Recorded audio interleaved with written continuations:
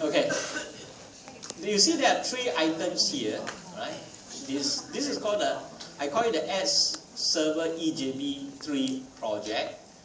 And this one is my client. All my client applications are stored in this other project.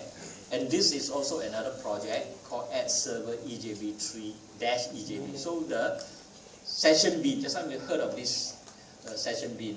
Session bin will stored here. My add client will be stored here. And this basically is the overarching project that combines these two together. Right? If I were to open up, expand this, you will see that there are few things usually in there. The source is where source packages are here. Alright? Source packages. Okay? Let's take a look at the server side. This is the remote interface. Okay? This is the remote interface. Right? This is the remote interface. We don't need this here. Right? So you can see that this is just a code that's similar to your add RMI. Except that now you see this annotation. This is add remote annotation. And this is the interface class. And there's a method called add. Notice there is no implementation for this particular method. Okay, got it, right? Now, and this remote is in this particular package itself. In learning Java or even EJB, always have this in place, alright? Always have your documentation ready so that you can see what they are. Okay, so you can see what these descriptions are over here. Alright, for example, remote. This is remote. Okay, Java X.EJB annotation type remote. So that is the description of this remote. Okay, so we'll look it up. Implementing this interface is my add server bin class. Right? It is in this package called EJB. So generally, this one we will call all our EJB classes will be in a package called EJB. Right? Must it be EJB? No. But generally people call it EJB. Right? In this particular class itself, we define it as add server bin. Now, Netbeans always include the word bin for you. So when you name this class called add server, it automatically append the bin for you. Okay, right? And it says that it implements this particular class, which is this one. Okay, that's how we saw this for the implement this way. Right? That's what it means here. When you say implements, you must provide the body of the method called add, and this is the body. Alright? This is the constructor. That's all. Okay? But one thing to take note is that this particular class is annotated with add stateless. Again, add stateless, what is it? You go and check it out here. This is add stateless. This one. Okay? This annotation is stateless. Right?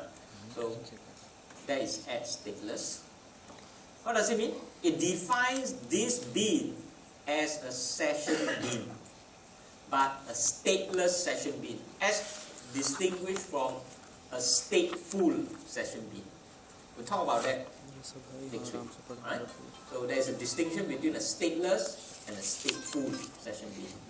Right? So this bin is implementing this remote. Right? Same like what you have for your add RMI.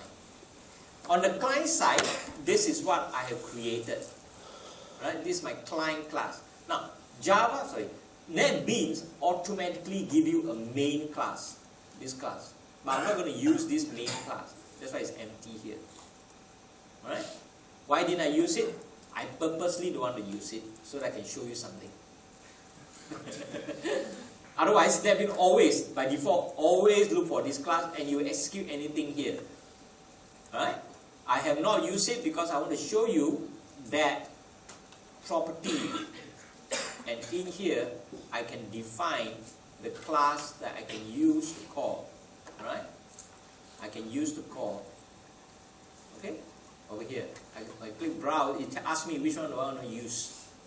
Okay? Just to show you that. Because if I don't this guy cannot show you this itself. You can do that. You can create your own main class in this case. Not always having the main in that sense. Okay? Can I? Alright. I'm going to say this once only. Notice the parameters here is 5, 1. Alright? Then, what happens next? The add client. Notice the add client. Here, it defines that this client needs to call the add server, which is the interface. This is the interface itself, right? It uses this, and it says it is an EJB. Add EJB defines this interface as a Enterprise Java Bean interface. Okay, and this is my usual main. This is the main method itself. What it does is instantiate add client and then call do add. What does do add do? It basically print out. Let me just expand this. It basically print out the values, and then here, this is the part where it calls the add server, and then prints out the result. Okay? Now, all these are together in one computer. So, it is like localhost and that. So, the client will call the bin. But the important thing is, the bin will be deployed in the app server. What is the app server? This is the server, right? I have already deployed here. Let me just undeploy this. Okay? Undeploy. So nothing there. This is the app server. It shows you what is in the server running at this point in time. Alright? So I'm going to show you when I go to run this application, what will happen. Right? Over here, this is called the main. When you click this, you run the main project. The main project is the only project that is in bold. For example, this one. Right? This project basically calls two of them.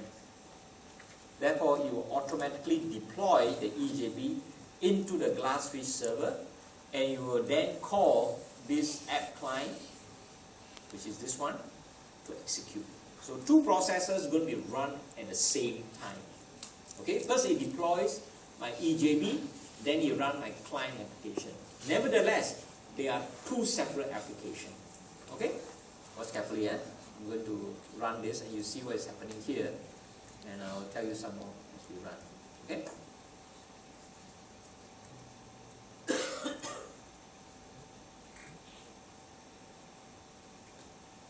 Here, this is the output.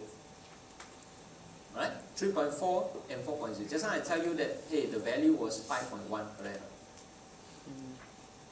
So, when you run the app client, it does not take these two values. Instead, it takes the value from here. Okay? I put the arguments there, and you will take from there.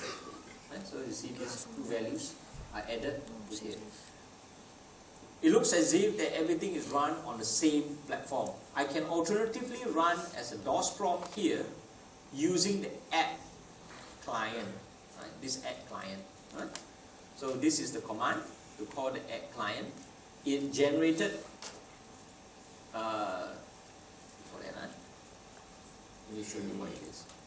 This is generated, notice the time 101 now, 101. This is a client application, the jar file that was generated when I first run my application here. Right? When I run the application here, it generated that particular jar file. Okay? So I'm going to run that jar file using the app client, this particular app client itself. App client is an application found here.